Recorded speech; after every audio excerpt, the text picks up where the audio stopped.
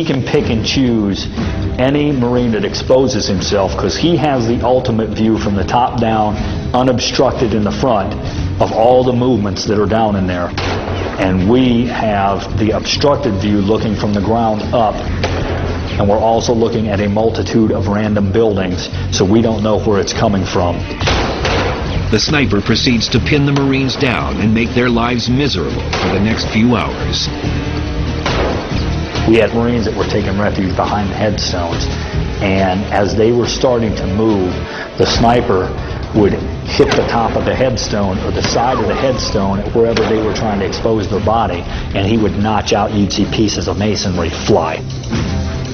The sniper soon takes a victim. It's about 1 p.m. and now we're getting a head count, and we're missing one Marine. He had taken refuge down in a little walled-in structure that was where one of the tombs was at, kind of out of sight, so we thought he's just slumping down, maybe taking a drink or whatever, but the corpsman didn't see him, so they finally went down in there because he wasn't rogering up. First Sergeant LeHue and others eventually locate him. He had already probably been in that position for 20 minutes. He had taken a sniper shot through his neck collar piece, which is not meant to stop an impact of a straight-on shot from a Dragunov rifle. It's meant for fragmentation or anything else. It's not meant to stop the impact of the bullet. Just then, another oddity of fighting in the Muslim cemetery occurs. Despite the battle, 5 times a day, a call to prayer is sounded at the top of a nearby mosque. Each time that happened, the firing would stop, and the insurgents would either pray or they would take that time to say, this is holy time for 5 minutes. It happens now, and First Sergeant LeHue and 3 other Marines take advantage of the time to evacuate the Marine's body. The entire time this is happening, not a shot is going off or anything, and this took a good amount of time to get his body out of there. It was at least 20 minutes. The sniper holds his fire well after the prayer time has expired. In my professional opinion, whoever that sniper was had enough respect.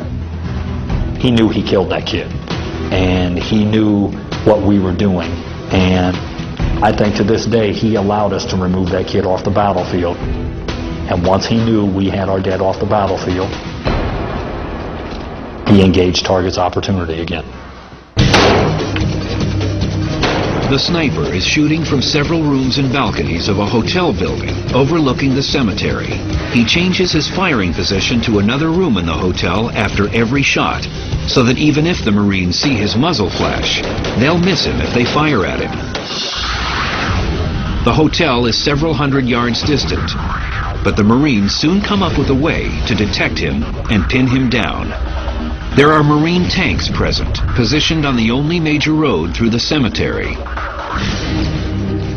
When the Marines spot the sniper shooting from one of the hotel rooms, they ask the tank gunners to fire at the room and destroy it.